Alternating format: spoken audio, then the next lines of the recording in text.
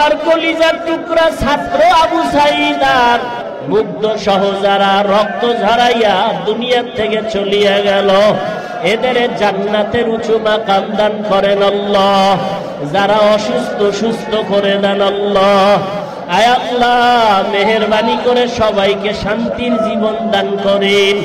মিথ্যা মামলা থেকে সবাইকে মুক্তি দান করেন। আয় আল্লাহ, মিথ্যা মামলা থেকে হেফাজত করেন। আয় আল্লাহ, চলার পথে হেফাজত করেন। আয় আল্লাহ, আমাদের আধ্যাত্মিক রাহবার নায়েবে আমিন দামাত বারাকাতুহুম আমাদের মাঝে আসবেন, রুহানি কথা বলবেন। শেষ দোয়া করি আমাদের বিদায় হওয়ার তৌফিক দান করেন।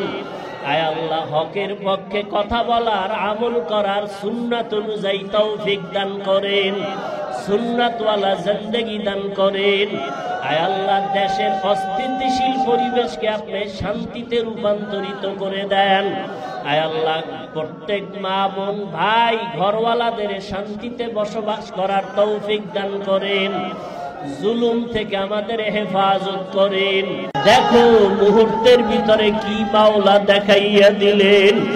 এত বডিগার্ড, এত সিকিউরিটি গার্ড আমার মাওলায় যখন ধরে আর কেউ তাকে রক্ষা করতে পারে না। ও গুনাহগারেরা, গুনাহ নিয়ে কবরে গেলে কেউ তোমার ডানে বামে যাবে না। সবাই বিদায় দিয়ে বলবে একা কবরে পড়িয়া থাক। হাসরের ময়দানে একা যখন দাঁড়াবো, আমার মা আমার বাবা আপনজন কেউ আমার সামনে আসবে না।